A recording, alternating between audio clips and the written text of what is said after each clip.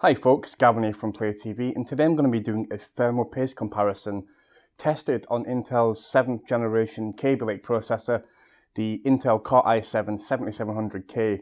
Now, I've done testing in two separate parts. I've done testing at stock, which is 4.5 GHz with a boost on the core with turbo enabled, and I've also overclocked the processor to 5 GHz as well with obviously with a bit more voltage to add a bit more heat to see if there's any variability between the paste itself. So, without further ado, obviously, all the links to the thermal paste that are tested, there's 26 in total that we've tested. This is obviously our thermal paste comparison for 2017. The thermal pastes that we've got on test are all in this box. We've already tested them previously in the previous office. Obviously, we have Aperform Permafrost, Cooler Master Master Gel Pro, we have Cooler Master E2, we have Sigmatech PTI, we've got Akasa Pro Grade 460, we've got Cooler Master Master Gel Maker Nano, we've got Master Gel, the original, we've got Cooler Master E1, we have Cool Labs Liquid Copper, we have Arctic MX2, we also have Cooler Master's High Performance. It's kind of generic, but it is, you know, they still sell it. We've got a JunPus DX1, which we have had a tube for years, but can't seem to find anywhere that sells it. We've got Be Quiet's DC1 paste. We have Gelid GC Extreme, EK Waterblocks Ectotherm, Arctic Ceramic 2, Cooler Master Geranic paste, Chill Factor Free from Thermalright. We have Noctua's NTH1, JunPus D9000 Extreme Cold. We have Cool Labs Liquid Pro, Liquid Ultra as well. Icy Diamond 7 Carat, which is a very, very popular one. We have generic thermal paste, which hasn't got a brand. Kingpin's new cooling KPC paste, which is brand new to the market. And Thermal Grizzly Cryonaut. Obviously, the links below with the cheapest available price of these pastes are in the description. So, obviously, thermal paste is a conundrum for people. People generally always ask which is the best thermal paste to buy, which is the best value thermal paste to buy, and obviously which is going to offer the best performance. Now, obviously, I believe with thermal paste, when you're buying thermal paste, there are different variables that you've got to look at. First of all, you ain't going to want to put Liquid Pro or Cool Laboratory Liquid Pro or Ultra on a graphics card. I've heard of bad things happening. I've not tested it myself, but I just wouldn't do it. If the general consensus is bad, then I generally avoid. But anyway, so talking more about the different types of thermal paste in the way we've tested them, the way I've tested them personally, there's three variables that I've looked at. There's curing time. Sometimes when a thermal paste is applied, it usually takes around 24 hours to proper bed in between the CPU and the cooler for optimal temperatures. So you'll usually find sometimes that thermal paste will actually perform better the longer they've been on. Now, to counter this, obviously our testing methods here, we have basically had the thermal paste cured, whether it needs curing or not. We've done it for 24 hours. So 24 hours on the test bench, each paste has been set up. It's then been run for 2 hours of real bench, ROG real bench, non-stop, and then the obviously core temperature has been taken after the 2 hours.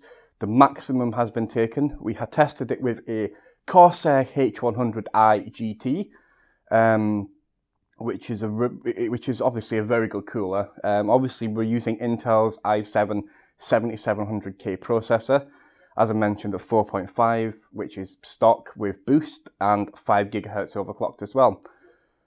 So obviously, ROG Real Bench is a very, very, very intensive benchmark. So obviously, leaving it infinite loop for 2 hours.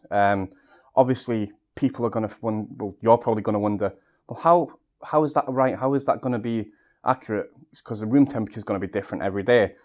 Well, in the previous office, obviously we're in the new Play HQ, but the previous one where we did all the testing for this last month actually has a fully kitted out air conditioning system, and the aircon has been on non-stop. I've had 2 different thermometers testing the area at different parts of the room, and it's always been the same, obviously, temperature.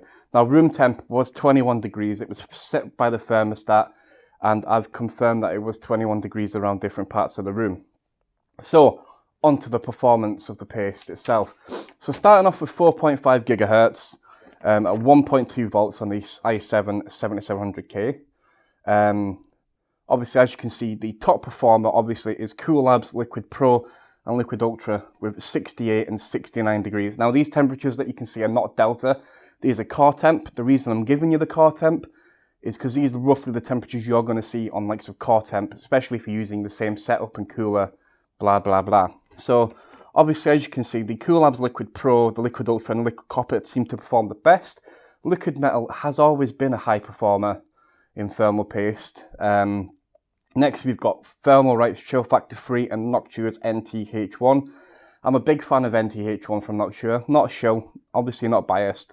We actually use these for all our cooler testing to give a consistent result, because obviously different pastes, as you can see, yield different results. And obviously you've got the likes of the Master Gel Maker Nano, which obviously performs very well as well. And then you've got, you know, generally they're all within at least 10 degrees of each other. The crappy generic thermal paste, and I use the term crappy because it is crappy. It's as cheap as it gets.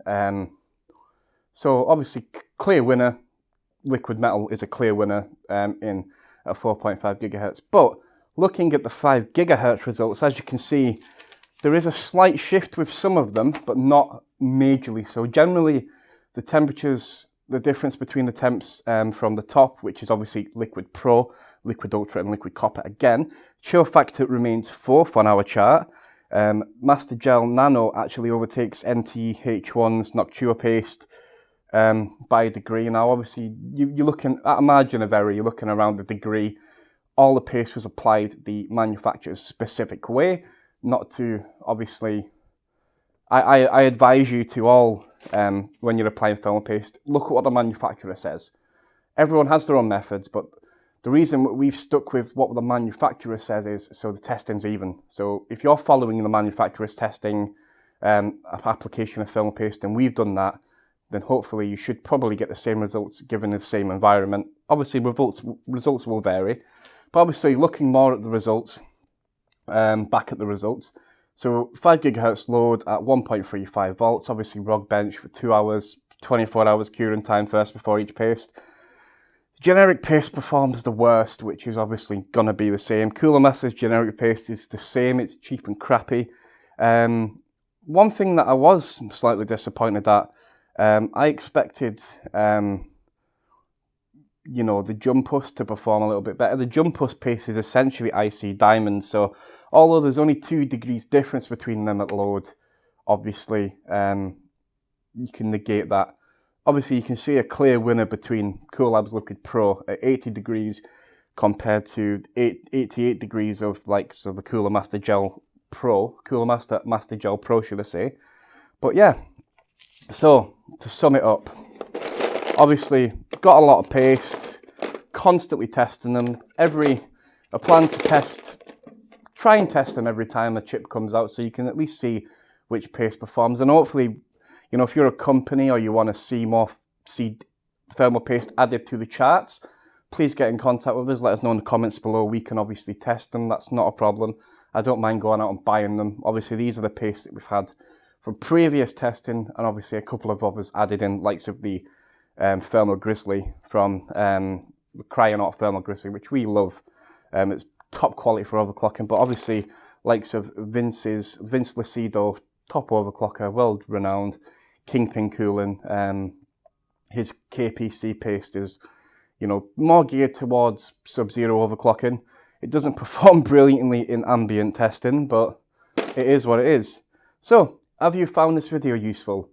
Please hit the subscribe button. Please let us know what you think in the comments below. Do you agree with the testing?